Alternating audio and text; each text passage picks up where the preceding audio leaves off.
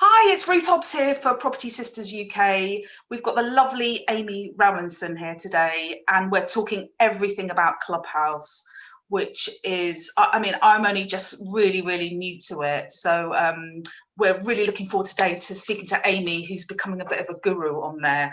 So Amy, do you want to tell us just a little bit about yourself, and then we'll dive straight into Clubhouse?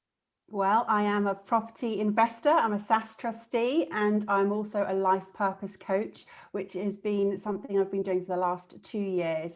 And it's very exciting because it links in with my podcast, Focus on Why. So yes, I started out as a property investor and that's why I am a very firm property sister too. And it was fantastic. I saw Amy had joined this thing called Clubhouse, and I'd never ever heard of it. I'd seen a few little mumblings, and I just thought, oh no, not another app, not another social media platform. I just can't cope with it. But then she very kindly pointed out that, you know, even if you're not going to go on it, just go and grab your name. So that's what I did. I jumped on there, went and grabbed my name, and then realised there was a little bit more about it. So Amy, over to you, because you've now hosted a room and everything. So can you just give us a little bit of a background on the app and, you know, why we should be kind of grabbing our own name just now? Absolutely. So Clubhouse is a new app that was started up sort of early 2020 in California and in America. And it started out by being very exclusive, and they reached out to a few people who were sort of celebrities. So they gave that sort of excitement to it. And then the whole principle is that it is a drop in, drop out, come in, have a conversation with people, and it's in real time. So there's no sort of opportunities to record this. You can't catch up. You have to be there. You have to be present. And it's exclusive because you have to be invited, or you have to sort of apply on a wait list, and then someone can invite you in, so you can actually sort of be brought forward on that wait list. Yeah. And the reason they're doing that is because they want it to be a really good user experience, and they don't want to flood the sort of tech. So they're bringing it in waves. And that obviously adds to the excitement of it being a new app. And I think what's so great about the Clubhouse is that it is accessible to everybody. Everyone's starting on zero. There's no way of sort of buying all of your followers. Everybody's starting as an equalizer. And that's what's so good, is that you can come in, you can speak freely, you can set up your own room, and you can have all sorts of people joining that conversation. And what's really good is I noticed that when you set your own account up, you can put in your interests, you know, where your business is, that kind of thing. So it really does tailor the rooms to your kind of beliefs, your interests, you know, what you're working as. And, you know, for us, there's a lot of entrepreneurship. So we tend to, all of us in the same kind of property circles, we're kind of within those entrepreneurship rooms. So you'll see a lot of kind of similar faces on social media, you know, in these rooms as well. It's really interesting, actually, because you're seeing a lot of people who have literally dropped everything, and I'm sure they had other plans at the beginning of the year, and they are on this platform 24/7. You're thinking, what is it that they were doing or were planning to do that they're now not? And why do they think that it's more important to be in this space than what they were going to do? So this is an opportunity for you to be strategic in your plan, put it in your 2021 plan, and really work out what benefits are going to be there for you. Why is networking an important part of your business? Or if it's not going to be part of your business, your social life, because this is an opportunity to be equally connected with people, either in social or from a business perspective. So it is about being strategic with your time, because otherwise you will just disappear down a rabbit hole. You could spend hours in this space just jumping from one conversation to another, and it's 24/7. So if you've got sort of, you know, a lot of people who don't find it that easy to fall asleep at night, are sort of just joining conversations during the night because of the time zone different between UK and America. The conversations are still sort of going on into the early hours of the morning, and then they start up again in the UK. So it really is something that you need to be mindful about with your time. But I think that the opportunities there to be, as I said, strategic with what it is you want to do and connect with the very specific people. And this is something you can do because the search engine is really quite good. You can even search via emojis. So you can search for your interest, you can search for specific job titles, you can search for people, you can search for groups, and it's really quite powerful in that sense. So you can just go in and be mindful of who you're connecting with and really start sort of just poking around and finding your way around before you sort of launch into setting up rooms yourself. Yeah. One thing I did notice is a lot of my friends who are on Androids are jumping up and down because they can't access it. It's only for iPhone users. So that was obviously a very deliberate thing by the people setting it up, because obviously, as you said, they don't want this huge, humongous growth, and they're obviously targeting very specifically people to come onto the app, I would think. Yeah, I mean, they are saying that it is going to be for everyone. That's what their Yeah. target is. So whether they bring out that sort of Android use at some point, I don't know. But if they do want it to be for everyone, they wanted to make it accessible for everybody in the world. Of course, not everybody has an iPhone. So if that is their sort of desire, then it will be Android friendly at some point, but not yet. Yeah. Oh, yeah. So, Amy, you were one of the first people that I know to host a room. I mean, how did you do that, and why did you do that? Well, I only joined this app right at the beginning of the year. So I registered for my account, and within literally 3 minutes, I was already accepted, because there's two ways, as I said earlier, of sort of joining. One is to apply or be invited. So I applied for it, and then somebody else on the app at the time, it obviously connected. The algorithms are such that if you're on networks with people, either just throughout your social media profiles or your various phone networks, they've got different ways of connecting you. And I just went straight in and I thought, well, let's find out what this is about.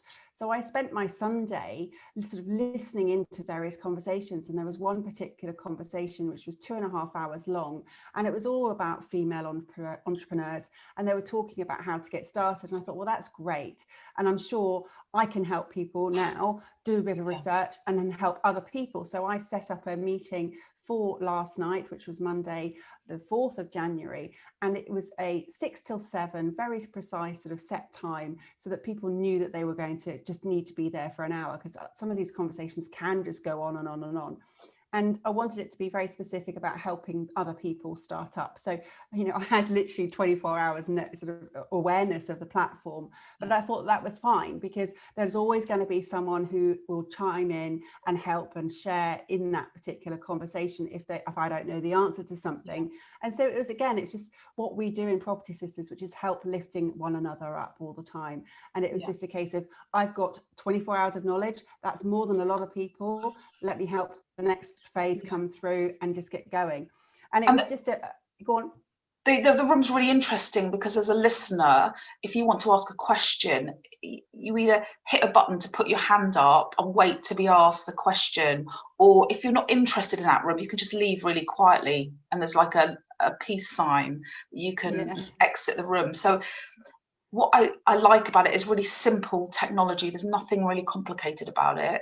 And you kindly let me speak, so I put my hand up and then I spoke, but then I didn't realize I was meant to mute my button afterwards. So there's a little bit of etiquette in the room as well, you know, already. And I know it's been going in America for a lot longer than here, but you know, we are early adopters at the moment, and I'm never early to anything. Do you know what I mean? So so let's go through some of the lingo that's used. So when you first come onto the app, you essentially come into the hallway. And in the hallway, that's kind of like your homepage. And you have a series of icons at the top of the screen. And the first one is the magnifying glass. And that's your search function. And you can search people, as I said, via sort of keywords or names, or you can search by groups, or you can search by emojis. And then you have a little envelope sign, and that's what sort of your notifications, where you're going to have any invites that you could actually invite other people. And when that is active, you can look there, and it will literally, if you've connected your phone list, you could then message someone directly and say, join this app, and they can sort of connect that way. So that's quite good. And the way you earn new invites is by showing up on the platform, by hosting rooms, and you get rewarded with invites, and that's how that sort of keeps on progressing. And then you've got the little calendar signal, which is just literally square with sort of your dates on there, and on that, if you click on there, you'll have 3 options, which are all upcoming events, and then upcoming for you, and then my events. And what will happen is that when the people that you connect with, who you follow, you then also have the option to press the bell sign on their name of whether you want to be sort of notified of when they're coming up with events. So the algorithms are going to start working in your own sort of network of who's going to be coming up with their particular events. So that's what will happen in that sort of whole list of people there. And then you've got the bell, and on the bell, that's notifications of who's just joined. So if you want to welcome them and give them a sort of show around, it will set up a private room with you and a friend, and you can just sort of walk them through and help them out. And that's sort of kind of the etiquette, is to give someone else a leg up every time that they come in. And it also give you recommendations of who to follow. And then you've got your own icon, and this is the really important part, is your own bio and your bio photo. Now, you're not restricted at the moment with the number of characters, so you'll see that lots of people have put huge amounts of information in there because you literally just can flood it. But when you're in a room and you sort of click on people, you're just going to see the first 3 lines. So if you want to get their attention and really sort of make an impact, those first 3 lines are what really counts. So in your settings, you can connect to your Twitter profile and also your Instagram handle. And again, people are literally just hovering onto you, connecting with you. And you'll find that there's no way of messaging people within this app. So what people are doing is they're connecting and then DMing them through Insta or messaging on their Twitter profiles. And that's really good, isn't it? Because the circle is, they want the circle to form in terms of how you communicate, images through Instagram, tweets through, obviously through Twitter, just short conversations at, and then you've got this platform for something a bit different. So what was really interesting when I heard you speak in the room at the yesterday, you said that a lot of people were worried about how it was going to affect podcasting, and just go into what you said, because that was really quite interesting. Yeah, so some people have been concerned about how this will affect the podcast space, because it is a very similar space in terms of being sort of immediate, talking to people, being able to sort of talk about various topics. Now, the difference is obviously that this is a flash in the moment space. It's not supposed to be recorded. I think you are allowed, if you sort of give everybody warning that you are recording that space, but the general guidelines are that they don't want anything to be transcribed or recorded in that space. So podcasting is evergreen. It's a platform where people can access the entirety of that sort of particular podcast conversation, whereas you might miss the beginning of a conversation. There's no way you're going to catch up on that. That's, you need to be there at the start. So they do operate in different ways. But I think, what's important is that this is another really good way of communicating, which doesn't involve video. So there is the opportunities for a huge number. And I think people are talking of up to 1,000 people in a room. I don't know what the official sort of cutoff point is, but to get huge numbers in a space where it's just audio only, and then you have the opportunity to speak. So whereas in other podcasts, it's recorded, it's not sort of live. This is a live space. So you have the opportunity to join the stage. So let's sort of go through how that works. So as a main moderator, somebody who hosts that room, they have got a little sort of signal underneath them, which will show that they're the moderator, and they can invite other moderators to join them up on the stage. So if you imagine this is sort of like a virtual room, and you've got the speakers at the front who then invite other speakers to join them on that stage, and they're the only people who have the opportunity to speak. So you raise your hand, there's a little sign at the bottom, which is a hand signal. You press that, and then you'll be accepted to come onto the stage by the main moderators of that room. And once you come onto the stage, again, the etiquette is that you get invited to sort of speak and wait your turn. So as each person joins the stage, that it will come in a sort of sequence, and people will then be invited in turn. And it's up to the moderator to really create the space and to really understand and help other people understand the etiquette for that room. So when you do set up a room, it's really important just to keep sort of refreshing and just reminding people that this is what you're going to do, how long that conversation is going to be going for, and they can join the stage, but once they've spoken, they can sort of step off the stage again. So it's really important to understand that you can't just dominate, you can't just sort of walk in and expect to sort of stand on the stage, but also likewise, if you've got something important and of value to share, you know, raise your hand. There's another interesting thing you said yesterday, was that you were in another room listening, and somebody came to the stage, and then they said, "Oh, I don't recognise who you are." Do you remember that bit? Yeah. So can you just explain that bit better than me? there's been a few conversations, and one of them was that there was a particular host in a room. So I'm just relaying a conversation here, but they'd heard that the room owner of that particular space had said, "I don't know who you are, so I'm not going to invite you onto the stage." Now, this goes against all the principles of Clubhouse. Clubhouse is an opportunity to be inclusive. It's an opportunity for people to have their say in things. So please welcome everybody to the stage if they would like to say something, and be inclusive in your room, because this is an opportunity for you to network, for you to make new friends. And it's not just a case of just having, you know, a room with all your mates and just, you know, there's this great term called willy wanging, which it's just ridiculous, because this is a space for everybody to have an equal opportunity to speak, and so allow them to do that. So when you're hosting a room, be free with who comes on the stage, and be very specific about what it is that the topic of that conversation is, so that people don't go off tangents. Yeah. But it is important to also be very mindful of who you share your moderating with. So if you have someone and you need to take a comfort break, you've got other people in the room that you trust. So treat it with the respect that you would. This is a space that you have been entitled to use. And so you need to treat it with respect, because I know that accounts will be closed if you don't. So there was another case that I've heard where somebody set up a room, they then disappeared off, and there was some various sort of unnecessary language used, and there were some complaints made, and that account has been sort of frozen or cancelled. So that, you know, that in another room I was in, you had popped up in a room, and it was the first time I'd been using it, so I couldn't. You were asking, you had gone into a room, you'd been invited, and then I came into the room, and then the host left the room, and you were there going, "Oh my God, what am I meant to do?" You were like then the host, so it was a bit confusing. And you said, "Does anyone want to speak to help me?" And I was trying to push my button, but I didn't know what to do.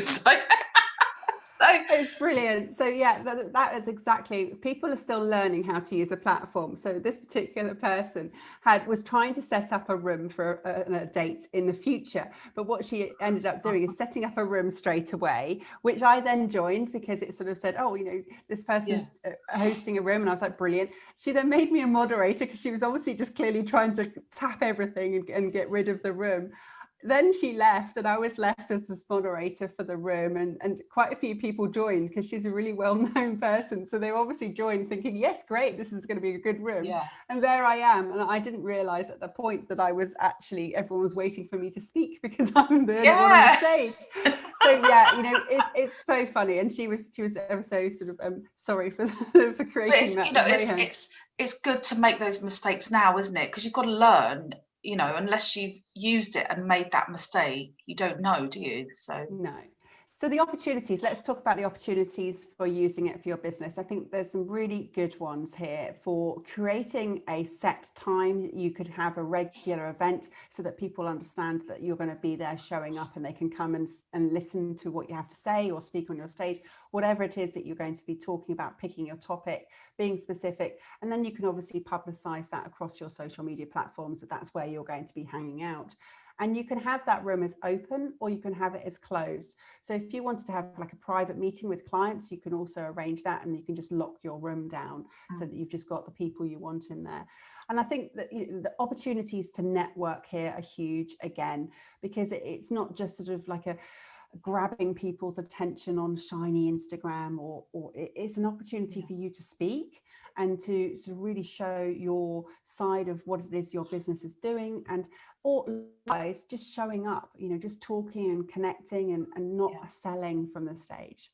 Oh, and that's really important, because I went into a few of the American rooms, and it was heavy selling. You know, it's really, really off-putting. And, you know, if you do end up in these rooms, you know, it's really, that's not what it's about. I think those kind of rooms will vanish because nobody wants a hard sell. You don't give up your spare time to go in these rooms and for people selling at you. So again, Amy said this yesterday in another room. It's about sharing kind of high value content with people and sharing opinions, and that's what's important, not selling. Yeah, it's a community. This is a community space, and it's about, as I said, sharing high value content, being very purposeful with what it is you want to share, being prepared before you have your conversation. So when you're hosting a room, have some bullet points around what you want to talk about, where you want this conversation to go, and help people to understand what it is about in the actual calendar description.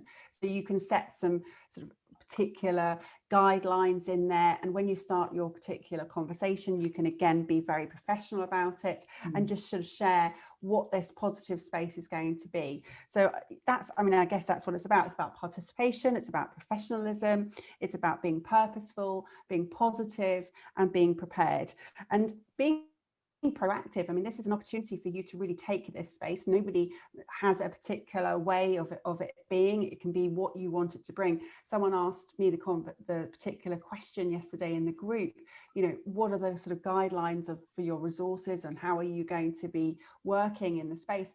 It's free for you to choose how you want to run your own room. This is what's so great. And then once you've run several rooms, you then get the opportunity to apply to run a group. And that's when you can start building bigger followings, and people can come and join your group as well. Yeah. That's really fantastic. I think we've covered most of it for now, haven't we? Yeah. I think it's just a case of just using it and learning and seeing what happens with it. You know, I don't have a huge amount of time to dedicate to this, because you know, I'm out doing my deals all the time, but you know, I'm certainly going to be tuning into it rather than a Netflix box set for lockdown. So yeah. So one thing to mention is that when you first join, you're going to get a little party popper on your logo, on your little circle, and that will stay there for 7 days until you're sort of no longer a newbie. And that will help other people just be aware that you are new to the platform and help you with it. So that disappears. If when you're in a room and you can see others that have lost that party popper, connect with them and ask them some questions. And don't be afraid to ask people questions. This is a great space. Already people are being very generous with their time and their knowledge, but just be mindful not to lose yourself down the rabbit hole of Clubhouse. Yeah, that's really good advice. So thanks ever so much, Amy. You know, thanks a lot for your time again this morning. And what I'm going to do is I'm going to post some links for Amy. If you want to get in contact with her, find a little bit more about what she's offering and what she's doing, then all her links are below in the description. And I'm sure we'll be discovering a lot more about Clubhouse, and we'll do another video at some point. So thanks a lot, Amy. Thank you.